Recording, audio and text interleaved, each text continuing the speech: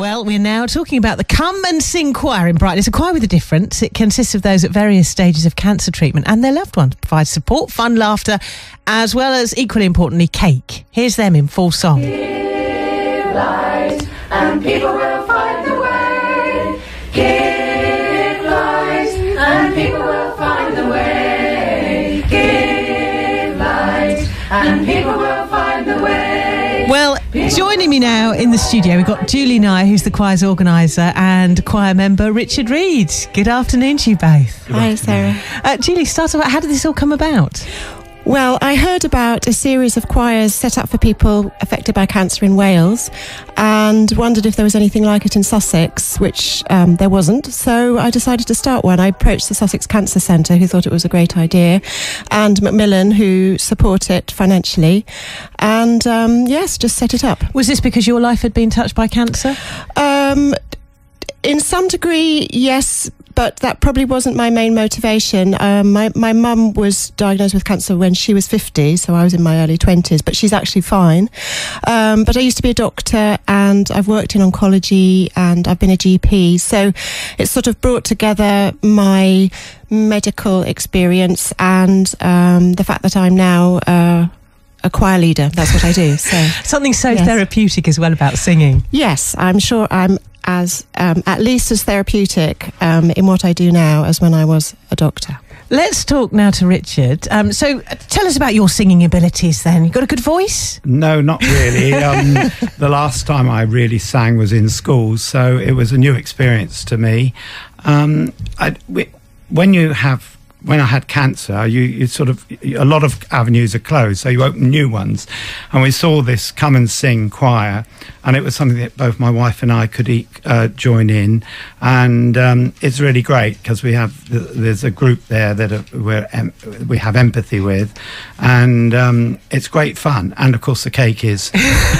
So it's not just singing; it's about the communication and the group that you managed to share stories with. Yeah, it makes a lot of difference. I mean, it's not that anybody talks about cancer or anything. It probably you never hear about it, but it's just that there's no need to. People understand each other and where they're coming from and things like that. So it's absolutely fantastic. Actually, it must be lovely to do something so different when you are going through a series of medical treatments, just to do something that just makes you laugh and gives you a bit of enjoyment. That's right, because a lot of avenues are closed and you've got to find new avenues, and this is certainly one. And neither my wife or I would ever say we were singers, but Julie's absolutely an inspiring teacher, and do you know that you say you hadn't sort of really sung since school, and I'm the same, and I'd love to, because singing is great fun, isn't it? But was it a bit intimidating initially, thinking just how bad am I going to be, or how good am I going to be? Well, I can bluff it, but my wife was very nervous, and I wouldn't say she was keen on coming, but now she thoroughly enjoys it. But there was absolutely no way we'd ever have considered joining a normal choir. We just felt that would be too competitive and too demanding. There is a point with the Come and Sing where it is demanding, and there is a high achievement. Hopefully people recognise that in the little clip, but we thoroughly enjoy it, and it's fun, and it's not too long, and it's a sensible time. It's 6 to 8:30. So that's and of really course, helpful, because I get tired. Yes, side effects of the treatment you're going through, inevitably, that sometimes it's not as easy to do things as if you weren't. And how are you now? I'm okay, yeah. And still in full voice and enjoying the choir then? That's right, yeah. That's right. And Julie, just tell us, can anyone join then who's affected by cancer? Yes, absolutely. It's open to anybody that would like to come, and there's a whole range of different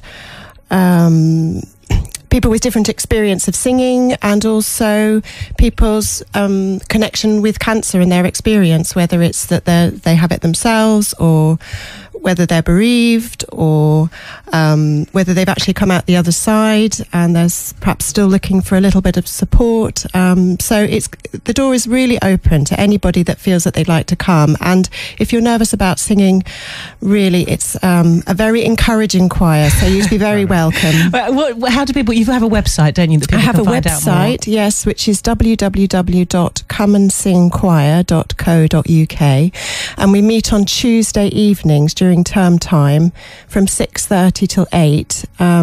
in Space for Change on Windlesham Avenue. There's free parking at Brighton and Hove High School. I asked for £1 contribution for the cake, but otherwise it's free. And I suspect, Richard, that Julie's being a little bit modest about her cake making abilities. What's the best one? Well, the amazing thing is that Julie's got quite ambitious, because I can't have sugar, and now we have sugar-free cakes, which are absolutely fantastic, and everybody says how much better they are without the sugar, using ingredients like honey and natural sugars from the fruit. Now you're making me hungry. Well, very good to meet you. Thank you very much for coming in the studio this afternoon. Thank you for that. Sarah. Thank you.